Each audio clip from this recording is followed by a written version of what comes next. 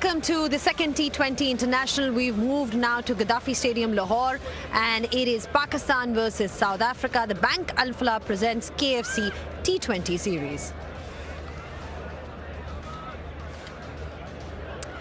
All right, then this is what happened in that first T20 International at Rawalpindi, South Africa.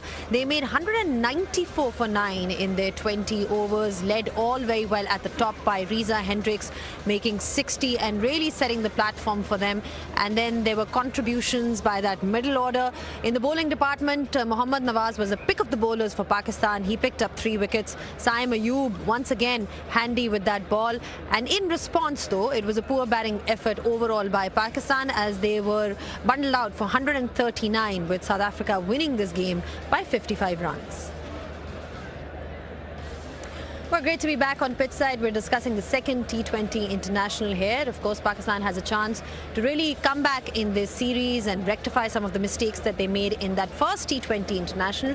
South Africa, of course, will be feeling very confident about this one. They won that second test match, and now they've won the first T20 International as well. So plenty to discuss on pitch side, and I've got with me Ramiz Raja and JP Dumini to talk about this particular match. Ramiz, Pakistan has to make a comeback. They don't have any other option, because if they lose this, then they've lost the series. What do you think? Where do you think they can improve, or what do you want to see from them in this particular game?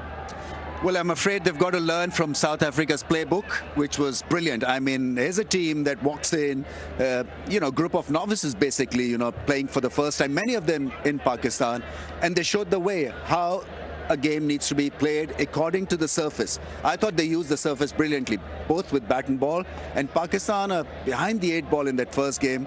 But you're right, I mean, how many times we've seen this, that they've got to make a comeback, they've got to win this, the series is on the line, but this is how things have been, unfortunately, of late. All right, for South Africa then, it seems to be a good last 2 weeks that we've seen for them. They won that second test match, now won that first T20. They don't have their main players. They must be feeling really good about this. Come back to this old phrase of momentum creates confidence, and we see that oozing now in the South African dressing room, just walking around and interacting with them, having conversations. There's a real quiet confidence about this group, and obviously it stems from the South African coach in Shukri Conrad. He oozes that sort of mentality as well. So, for South Africa, it's really about how can they match what they did in the first T20, not take their foot off the pedal in any way, but try to understand what they did well, where are the slight improvements, and bring that today. All right, if captain's hat, because we are very close to the toss now, if you win the toss in Lahore, Gaddafi Stadium, Lahore, what do you do? You chase. I think there's a bit of moisture as well, so Pakistan would be better off chasing. All right, then there you heard it from Ramiz Raja. If you win the toss, you do decide to chase here. There is a bit of moisture around the ground. And I'll tell you what, that the crowd is building up really nicely here in this ground. It is a sold-out event that we are looking forward to. Lahore never disappoints in that regard. So I'm sure that they all want to see a comeback in this particular match by Pakistan. And they've got some work to do if they are to win this. Now, we are ready with the toss. Because we've got Arooj Mumtaz out there with the 2 captains. And don't forget that we've also got the conditions to assess with Vern Philander after the toss. The action moves to the fortress, and we are set and ready for the coin toss at the Gaddafi Stadium here in Lahore. Remember, it's the second match South Africa go 1-up in the series. Right then, all important personnel next to me, Salman Ali Agha for Pakistan, Donovan Ferreira for South Africa, and to make sure everything runs smoothly, we've got Ranjan Madugale. Salman, you got the coin? Heads is the call. Heads is the call. Tails it is. And it is the tails. Pakistan win the toss. Salman, what are you going to do and why? We're going to bowl first. Again, numbers would suggest, but do you see this pitch slightly different than what we saw in Pindi? Yeah, things look like a bit slow, but it's due around. We think it's going to be better in the second inning, hopefully. Right then, so the first game, it was the manner in which Pakistan probably lost the game. What's the conversation been like in the last couple of days? They outplayed us in last game. We just wanted to brush that game away and just start fresh new today. And that's what we talked about in the team meeting. So are there any new faces for the fresh start then? We have Salman in Shaheen is resting today. We have played so many games, and he has played 2 test matches as well. And there is so many games coming around. So we just wanted to give him a rest. All right then, Salman, have a good one. Thank you. All right, Donovan, once again, the coin toss doesn't go in your favor. Your decision would have been? We were looking to bat first, so it's worked in our favour. So that's worked in your favour. Any changes to your side? Yeah, we've got one change. Bartman's in for Williams. Any reason or just rotations? No, just rotation of the seamers. All right, you guys come off a fantastic win. Again, similar question to Salman. The manner in which you won the game, very clinical. How did that feel as a team and as captain as well? Yeah, it felt really good, but I think that's in the past now. New conditions, new venue, so it's for us really to assess conditions once again and then obviously give it our best shot. Now, the way the batting went, yes, Rizal got a half century, but there were plenty of contributions throughout. The bowling was very clinical as well. Would there be something that you're still looking to make better in spite of a very good performance? Yeah, I think in any performance you can get better. Our bowlers really bowled well. They kept it nice and simple. So today's conditions might need the same or it might need something different. So luckily we're batting first so they can assess that while we're batting. But from a batting perspective, I think partnerships is an important thing for us. I think we lost a bit of wickets in clusters over there, which wasn't great for our momentum, but fortunately we still got to 190. So, yeah, hopefully we can get a couple of partnerships together tonight. All right, Donovan, have a good one. Thank you very much. Cheers. Right then, the news from the centre is that Pakistan have won the toss and will have a bowl. Now, once again, we've had a look at the toss and we know what the decision is, but what does the 22 yards for tonight mean? And I've got Vernon Philander who has joined me and he had a bit of a look for a very long time. Vern, on first glance, what do you make of the surface? Yeah, good evening, Aruz. First of all, if you look at the surface, I think if you're a batter, you're going to be smiling ear to ear because there's a beautiful grass covering, which simply means there'll be a bit of pace on the system. So as batters in this format, they really enjoy the ball coming onto the bat. Of course, both on either side, it's only 75 yards to clear those fences. Downtown is 70 yards, so it's not the biggest of hits on this particular surface. But I think the one thing that batters will enjoy is the ball coming onto the bat. Now, we've spoken about the batting front, which South Africa mastered brilliantly, but then Pakistan probably couldn't because of the bowling line and length that South Africa bowled at. What was so good that South Africa did and Pakistan can probably learn from, particularly on this surface? Yeah, I think the one thing that I was really impressed with, from a South African perspective, was that they summed up conditions pretty early. For me, when you're playing the subcontinent, the one thing that you want to bring into play are those three pegs. The top of off, I know it's a simple saying, but the top of off is of paramount importance, simply because if you hit the top of off on the subcontinent, more often than not, that length is a touch too short to get full to or to get forward to, and a touch too short to get back to. So for me, at the end of the day, you want to bring those stumps into play. And I think South Africa, they use the width of the crease phenomenally well. So they haven't given the batter one particular set of clue to hit from. So they varied that release point from time to time, and that is going to be of paramount importance. But again, on subcontinent conditions, you want to bring those pegs into play. All right, then you've heard from Vernon Philander. Keep the basics right, get the fundamentals right, and Pakistan will look to restrict South Africa for maybe less than what they did in Pindi. All right, then Pakistan winning the toss and deciding to field first. South Africa will be batting first, and there's been one change, JP. Bartman comes in instead of Williams. How do you look at this change? Yeah, understandable. He certainly had his injury concerns over the last few months as well. So it's great to see him back in full fitness and getting an opportunity to represent the green and gold as well. No changes in that top order. We spoke at length in the first game about the formidable partnership of Hendricks and de Kock. They've put in thousands and thousands of runs in that partnership in recent times, so they'll take a lot of confidence out of that first T20. But the lineup has a lot of firepower, and we're going with the middle order as well, which is Linda and Bosch. So hopefully they get an opportunity as well. Yeah, Bosch had a really good game previously in that T20 international. So there you have it. That's South Africa. For Pakistan, though, there's also one change. Ramiz, they've given an opportunity to Salman Mirza instead of Shaheen Shah Afridi. How do you look at this? Yeah, I mean, Mirza is tailor-made for T20 cricket. He's got quick arm speed, variation in pace, and he's a left arm angle. So Shaheen Afridi obviously brings that to the table as well. Pakistan need to score runs and then need to field properly. Winning the toss and electing to field means that you've got to pick wickets. I think they lost the plot in the first game where after winning the toss, they went absolutely quiet and defensive. So the idea of winning the toss is not containing South Africa, but to rolling them over. I think that has to be the paramount suggestion or paramount thing that should drive you into bowling action. Also, Naseem Shah, he got an opportunity in that previous game, wasn't up to task. But in terms of his career, the way he started, he really needs that performance from him to sort of get that confidence back.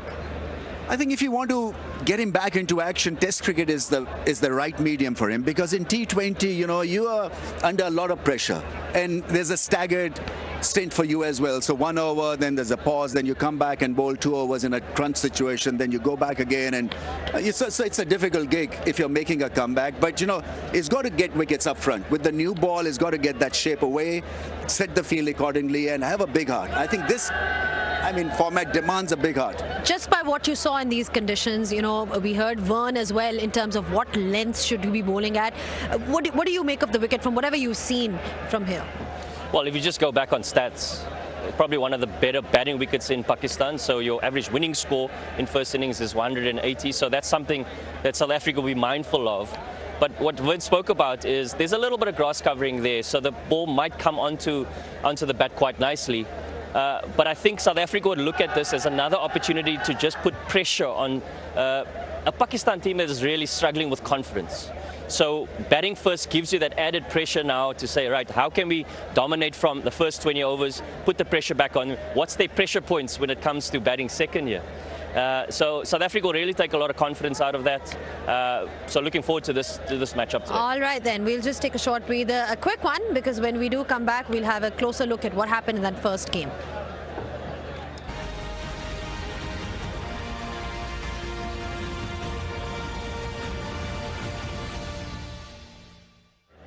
Back on pitch side, just discussing this game. Pakistan has won the toss and they've decided to bowl first. Of course, there are lots of areas that Pakistan needs to improve. Rameez, in bowling lines. When is there not such a situation? Right, come on. Well, maybe today. Bring it on. Maybe today might be the day that might change things. But just looking back at what happened in the first T20 international, from a bowling perspective, where do you think they were lacking?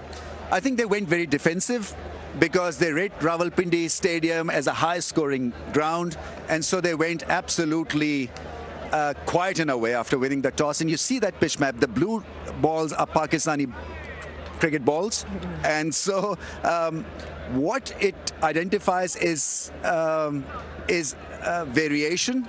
It identifies change in length. It identifies that they were just a little bit scared of not being taken for 4s and 6s up front. Whereas if you look at South African bowling attack, it's hard length, wicket to wicket stuff. They're looking for wickets, and it's more to do with the mindset than anything else. I think Pakistan went very quiet and very defensive up front. All right, from a South African point of view though, they were looking really good. It seemed like there was no adjustment required for all the players that had come here in terms of conditions. They understood the assignment. Yeah, they certainly did. And what was impressive also about the captaincy was, even though there was boundaries scored from time to time with the adjusted plan, they didn't try and change too much. They knew that the variation was the pitch. So keep the consistent length, allow the variation to be the pitch. So we saw from time to time the guys, particularly the Pakistan batters, got hit on the splice, particularly trying to play the cross-bat shots.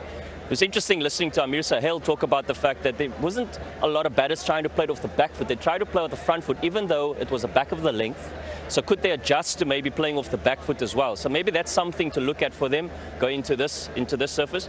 But South Africa were really good at just honing in on a very, very basic, consistent plan and executed exceptionally well. I think it's also the way South Africa or Australia would bowl to an Asian team. Sure. So they'd not give them anything close to the bat, because that's the only way they can hit through the line. So they kept it at that arm's length medium, and it worked perfectly.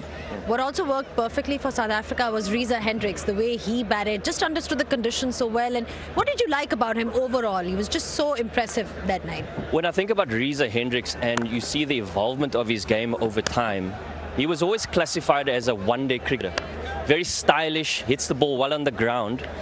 But in recent times, what I've really enjoyed is the way that he's actually taken the aerial route from time to time. Even in the power play, when the ball was slightly wide on the offside, naturally what we'll see is back foot shots through the covers, but he actually went the aerial route for a change. And he still executed really well. There's a confidence about him now, in terms of his T20 game. He understands it better. There's a lot of maturity about him. He's probably at the twilight ends of his career. So he's really understanding what options work for him and really commit to those options. And at the end of the day, we're always going to, as batters, you're always going to be questioned around your execution. And if you can get that higher than normal, you're going to put in the performance. All right, Ramiz, I think maybe 99% of the crowd here has come to watch Babar Azam. How badly does he need the runs? Because everybody wants to see him do well. And how do you think he can go about it? Just be as natural, as normal as possible. Don't try to be a typical T20 slogger. That's not his game. And at this stage of his career, it's almost impossible for him to recraft himself. I think it has to be just normal batting up front. He's batting in the top order. All he has to do is to occupy the crease, you know, and it's a golden principle. It worked in the 1900s. It is working still in 2025. So occupy the crease. Make sure that you give yourself best chance to hit the long ball. It can't be of the second ball of your innings. All right, one positive from that previous T20 for Pakistan was Mohammad Nawaz, and he has been a positive in the last couple of months. Sure. I'm talking about him as an all-rounder. He's really sort of evolved. You know, JP was talking about evolution. What do you think about his progress?